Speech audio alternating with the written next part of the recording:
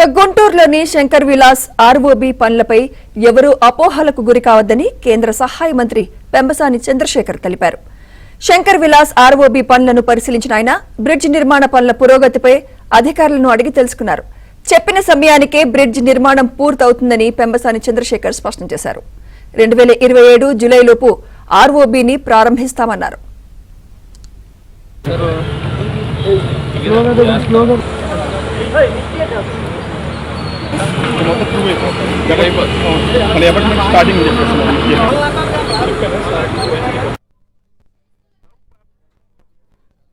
రకాలుగా మాట్లాడుతా ఉన్నారు అపోహలో. ఒకటేంటంటే 2 years అంటే జూలై 27న ఇది స్టార్ట్ చేసాం మనం. 2027 జూలైకి కరెక్ట్ 2 years అవుతుంది. ఆ 2 yearsకి ఎట్టి పరిస్థితుల్లో 1 నెల ముందే దీన్ని ఓపెన్ చేస్తాం తప్పించి ఒకరోజు కూడా డిలే అవ్వదు. ఒకటి. రెండోది మెయిన్ ఇందులో కొంత షాపులు వాళ్ళే, అది కూడా ఏంటంటే షాపులు ఇవ్వట్లేదు అనేది కాదు, చాలామంది ఇచ్చారు ఇప్పటివరకు. 70% షాపులు వాళ్ళు ఇచ్చారు. వాళ్ళకి structural compensation municipal corporation pay చేసింది, కొంతమందికి టీడీఆర్ బాండ్స్ ఇచ్చాం.